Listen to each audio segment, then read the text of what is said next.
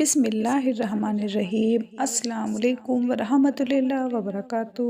آج قرآن پاک کی ایک بہت ہی چھوٹی سی اور پیاری سی سورہ مبارکہ سورہ کوثر کا ایک ایسا عمل لے کر میں اپنے تمام بھائیوں بہنوں کی خدمت میں حاضر ہوئی ہوں۔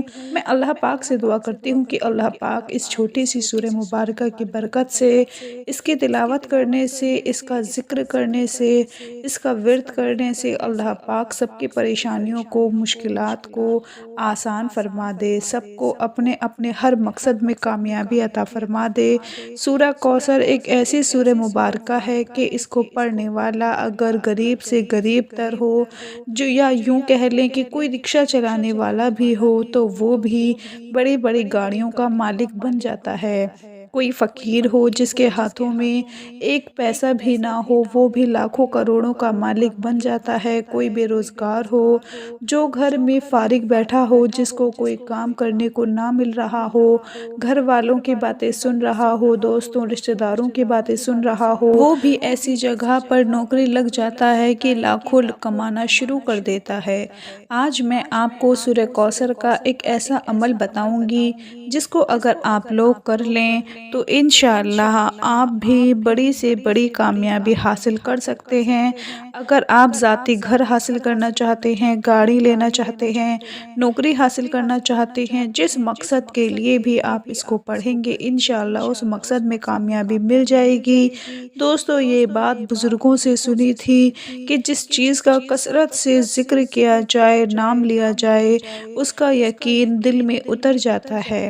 جب بھی مال و دولت، عزت، شہرت سب ساتھ چھوڑ جائیں، کوئی بھی آپ کا ساتھ نہ دے رہا ہو تو کثرت سے ذکر و اذکار کرنا چاہیے، وظائف کرنے چاہیے۔ دکھ ہو، بیماری ہو، پریشانی ہو، غم ہو، سب اللہ کی طرف سے ہوتا ہے، وہی اس کو واپس لوٹاتا ہے۔ امتحان ہمارا ہوتا ہے کہ ان دکھ، درد، بیماری اور پریشانیوں کے موقع پر ہماری نظر کہاں جاتی ہے۔ اگر تو ہم اللہ کی طرف رجوع کر لیتے ہیں، اللہ سے اپنے گناہوں کی معافی مانگ لیتے ہیں تو وہ پروردگار ہمیں معاف کر کے اپنی رحمتوں سے مالا مال فرما دیتا ہے۔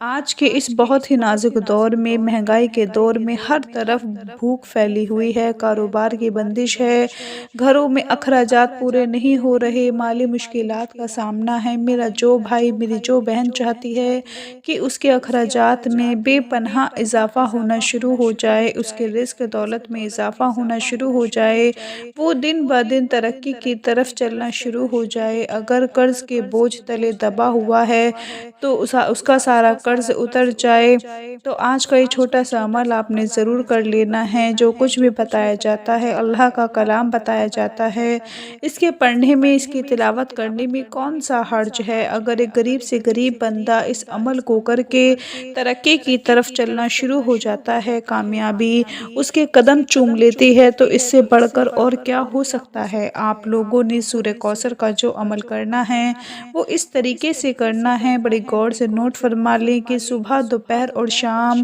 یہ 3 وقت ہیں۔ ان 3 وقت میں آپ نے سورہ کوثر کی تلاوت کرنی ہے، جس کا میں پورا طریقہ، مکمل طریقہ آپ کو بتانے جا رہی ہوں۔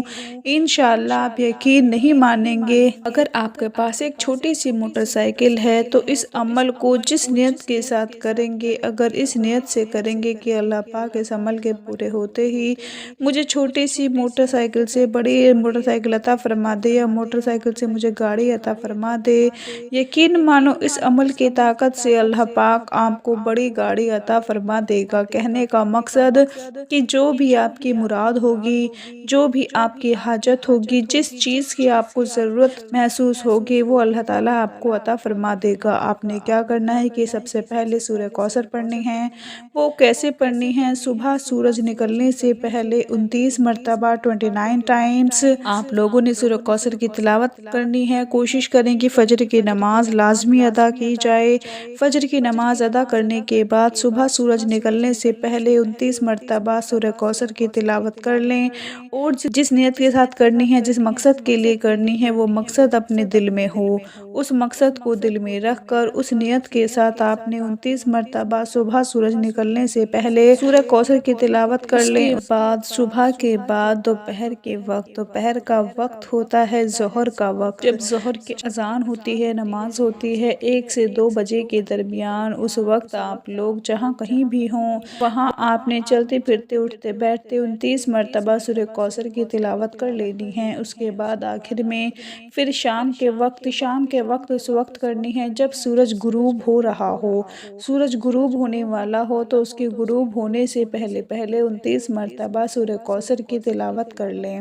یہ 3 وقت ہیں، صبح، دوپہر اور شام۔ 29 مرتبہ سورہ کوثر کی تلاوت کر کے اللہ پاک سے اپنے نصیب کی دعا مانگ لیں۔ یقین مانو اگر آپ کے پاس سائیکل ہے اور آپ بڑی لینڈ کروزر چاہتے ہیں تو وہ بھی اللہ تعالیٰ عطا فرما دے گا۔ اس کے خزانوں میں کسی چیز کی کمی نہیں ہے، وہ تو بس بندے کی نیت کو دیکھتا ہے۔ وہ دیکھتا ہے کہ میرے بندے کی نیت کیا ہے، کس نیت کے ساتھ وہ مانگ رہا ہے، کیونکہ جو انسان اندر سے پاک صاف ہوتا ہے اسے بڑی جلدی کامیابی مل جاتی ہے، اور جو بندہ حسد کا شکار ہوتا ہے، دوسروں کو دیکھ دیکھ کر حسد کا شکار ہوتا رہتا ہے، جلتا رہتا ہے، ایسے لوگوں کو اللہ پاک پسند نہیں فرماتا۔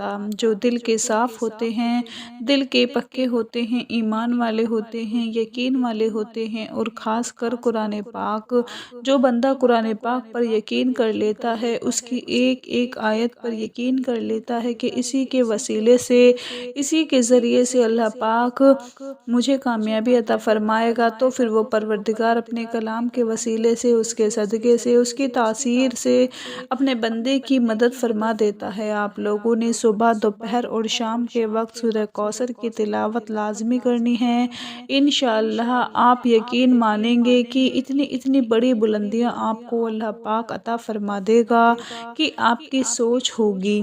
آپ لوگوں نے صرف 3 دن سورہ کوثر کی تلاوت کریں، جو طریقہ میں نے آپ کو بتایا صبح، دوپہر اور شام، اسی طریقے سے آپ نے 3 دن صرف کر کے دیکھنا ہے۔ انشاءاللہ آپ کو اپنی ہر مقصد میں کامیابی بھی ملے گی اور آپ کی ہر حاجت بھی پوری ہو جائے گی، مراد بھی پوری ہو جائے گی۔